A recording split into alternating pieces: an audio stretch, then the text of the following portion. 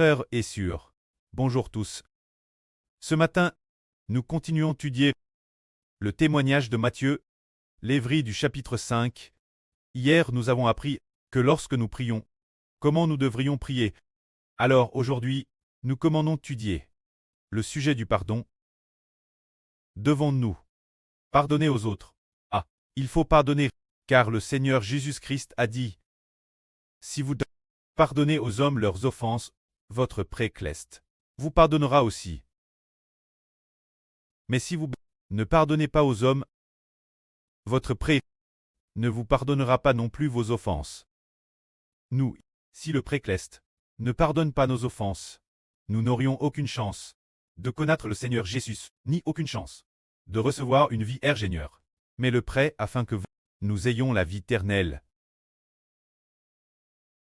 Il a par son Fils Jésus-Christ, crucifié, nous a pardonné ainsi par la crucifixion du Seigneur Jésus-Christ et son sang vers Dieu nous a gratuitement pardonné nos offenses, ne tenant plus compte des péchés que nous avons commis, au contraire, parce que nous avons cru en son Fils Jésus-Christ. Il nous pardonne et nous donne l'Esprit du Christ, le Saint-Esprit de Dieu, pour nous permettre de devenir enfants de Dieu, de devenir les enfants du Seigneur Jésus-Christ. C'est pourquoi nous comprenons que Dieu nous a pardonné. Alors nous devons pardonner nos frères et sœurs. Il faut pardonner. Ce n'est que si nous pardonnons promptement que Dieu nous pardonnera. Mais si nous gardons le moindre refus de pardonner, alors Dieu n'aura plus besoin de nous. Partageons un beau témoignage. Il y avait une sœur qui, à travers une preuve, et alors, elle ne pardonnait pas. Elle ne pouvait pas pardonner. Pour le moment, elle voulait bien pardonner ce frère, mais elle n'a pas bien pris pour demander au Prêcleste de l'aider, de permettre cette sœur de pardonner sincèrement du fond du cœur. Par conséquent, cette sœur ne pouvait pas s'approcher, ne pouvait pas prier, ni s'approcher de Dieu. Elle ne pouvait pas non plus louer Dieu. Elle voulait prier et louer, mais elle n'y arrivait pas. Elle ne pouvait pas louer, c'était parce que elle n'avait pas pardonné aux frères qui l'avaient offensé. C'est pourquoi, quoi qu'elle fasse, elle ne parvenait pas à prier. Plus tard, elle a demandé sincèrement pardon au Prêcleste. Elle était tout fait prête à pardonner ce frère, et puis elle a exprimé dans sa prière, prêt, ton enfant le veut bien. Pardonner ce frère, et alors, après ce qu'elle a pardonné promptement, eh bien, sa prière a eu de la force. Elle a aussi pu louer. C'est parce que nous avons pardonné notre frère, pardon notre sœur. Alors, nous pouvons aller à l'autel pour adorer Dieu, pour prier le Prêcleste. C'est ce qui nous fait comprendre que nous devons pardonner notre frère, pardonner notre sœur. Après quoi, nous pouvons venir à l'autel, venir devant Dieu. Une fois, Pierre a demandé au Seigneur, « Seigneur, si mon frère pêche contre moi, dois-je lui pardonner? Combien de fois lui pardonnerai-je? 7 fois. Est-ce suffisant? » Le Seigneur a répondu, « Non pas 7 fois, mais juste 70 fois 7 fois. » C'est parce que le Prêcleste, ce que nous devons au Prêcleste, est une dette immense. Mais ce que nos frères et sœurs font contre nous, n'est-ce que dérisoire? Si un frère pêche contre nous, et que nous ne lui pardonnons pas, alors le Prêcleste ne pourra pas nous pardonner non plus. Ainsi, quand nous venons devant le Prêcleste pour prier, si nous avons pardonné aux autres, pardonne nos frères et sœurs. Alors notre prière pourra nous rapprocher du Prêcleste. Voilà pour ce qui est du pardon. Et concernant le yéné, que faut-il faire? Le Christ Seigneur a dit que lorsque nous jeûnons, ce n'est pas pour très vue des hommes, car les pharisiens, dans les temps anciens, l'époque du Christ Seigneur, les pharisiens jeûnaient aussi souvent, mais leur yéné n'a pas plu Dieu, et le Seigneur n'a pas pris plaisir en eux.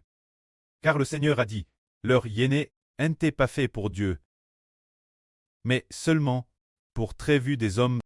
Le but de leur jeûne était de faire savoir aux gens en disant « Waouh, cette personne est si pieuse, elle jeûnait 3 fois par semaine. » Son but n'était que de se montrer. C'est pourquoi Dieu ne prenait pas plaisir en eux. En réalité, tout ce que nous faisons doit être fait uniquement pour que Dieu le voie, pour plaire au Prêcleste. Un jeûne sincre fait pour se rapprocher de Dieu, est bénéfique.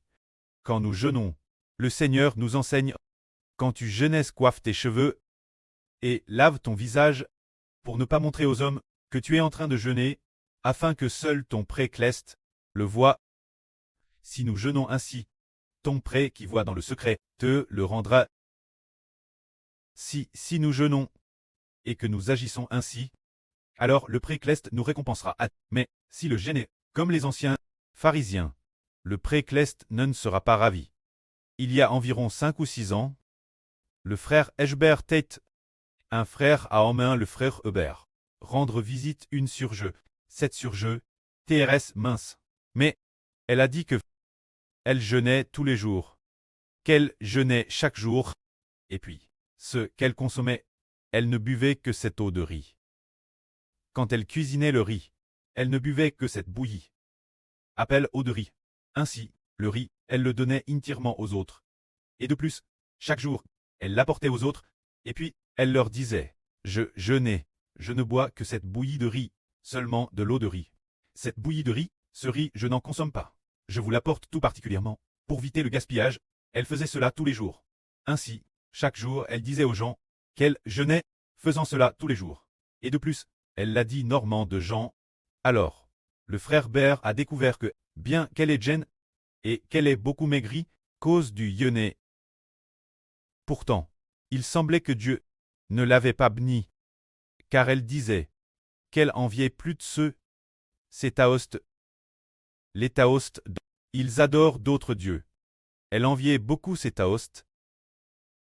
Chacun d'eux, tous, portant des vêtements, avec de TRS longues barbes, et puis, cultivant leur esprit sur cette montagne. Dès que Eshbert a entendu cela, Eshbert a dit, son jeûne est inutile, parce qu'elle a gêne, sans savoir comment s'approcher de Dieu, mais au contraire, elle enviait ceux qui adorent d'autres dieux. Alors nous comprenons que le jeûne est fait pour mieux s'approcher du pré céleste. Et nous, ses enfants, tout ce que nous faisons est fait pour Dieu, fait pour le Seigneur, uniquement pour que Dieu le voie, fait sous le regard du Seigneur. Alors tout ce que nous faisons sera béni par Dieu, mais si nous le faisons pour gagner les louanges des hommes, les hommes l'ont digélou, alors il ne recevra plus la bénédiction de Dieu, car tout ce que l'on fait, ce n'est qu'en le faisant pour Dieu, que l'on reçoit la bénédiction, en le faisant pour le Seigneur, que l'on est béni. C'est pourquoi, quand nous jeûnons, nous devons veiller, le faire pour Dieu, uniquement pour l'amour de Dieu, et non pas pour très vue des hommes. Alors, concernant la recherche du royaume des cieux, le Seigneur a enseigne ainsi. Vous, ce petit troupeau, ne craignez point, car votre pré trouve bon de vous donner le royaume. Ne vous amassez pas des trésors sur la terre, car l'eau l'atteigne, et la rouille détruise, et les voleurs percent et drobent. Au contraire, vous devez plutôt vendre vos biens et donner l'aumône. Vous amassez des trésors dans le ciel, car au ciel il n'y a pas de teigne, ni de rouille, ni de voleurs qui percent et drobent, car est votre trésor. Elle aussi, votre cure, Irek sera aussi. Ce passage, il parle de rechercher le royaume des cieux. Et pour ceux qui recherchent le royaume, le Seigneur dit, vous, ce petit troupeau, ne craignez point, car votre pré trouve bon de vous donner le royaume, ici. Qu'est-ce que ce petit troupeau? Ce sont les 144 euros personnes, celles qui sont clestes, inscrites dans le livre de vie de l'agneau. Appelez le petit troupeau. Cependant, ceux de frère Eshbert, ceux rachetés par frère Eshbert, sont appelés la grande foule. La grande foule innombrable. Le petit troupeau, c'est peu, seulement 144 euros personnes, ou, quand la grande foule, lorsque viendra le nouvel univers et la nouvelle terre, il y aura peut-être 20 milliards de personnes, ce qui est extrêmement nombreux. Et ici il est dit, ne craignez pas, ce qui signifie que ce petit troupeau, les enfants du livre de vie de l'agneau, beaucoup d'entre eux seront tous persécutés, tout le monde sera persécuté, beaucoup seront tous. C'est ce que le Seigneur dit. Ne craignez pas. Puis le Seigneur dit, car le pré trouve bon de vous donner le royaume. Qu'est-ce que cela signifie? Le pré trouve bon de vous donner le royaume. Cela signifie que le pré se plaît vous donner l'autorité royal. Vous l'accordez. C'est-à-dire très roi. Ici, le roi, et appelle l'autorité royale. L'autorité de gouverner et de régner, c'est-à-dire que le prêtre désire vivement. Vous donnez le pouvoir de gouverner sur le royaume d'Israël de la nouvelle alliance, de vous l'accorder. Voilà ce petit troupeau. Alors que devons-nous faire? Il nous est dit de ne pas amasser de trésors sur la terre, car sur la terre il y a la teigne et la rouille, et les voleurs percent et drobent. C'est-à-dire que ceux d'entre nous qui doivent obtenir la royauté dans le royaume des cieux, qui doivent régner dans l'Israël spirituel, en tant qu'enfants de roi, ne doivent plus rechercher les trésors terrestres, car les trésors de la terre sont ronds par la teigne, rouillera. Il y a aussi des voleurs qui percent des trous pour voler. Nous voyons cela. Dans cette époque, beaucoup de personnes qui recherchent des trésors, ils ont autrefois été l'homme le plus riche de Chine. Mais maintenant, il y a Madame des gens qui finissent en prison, en vain. D'autres sont cribles de dettes, et d'autres ont des dettes quotidiennes terrestres vivant de manière misérable. La richesse passe, la gloire et la richesse passent. La gloire passe. Maintenant, elle a disparu et s'est ternie. Et les aplutes laissent criblesse de dettes, souffrant de manière indicible.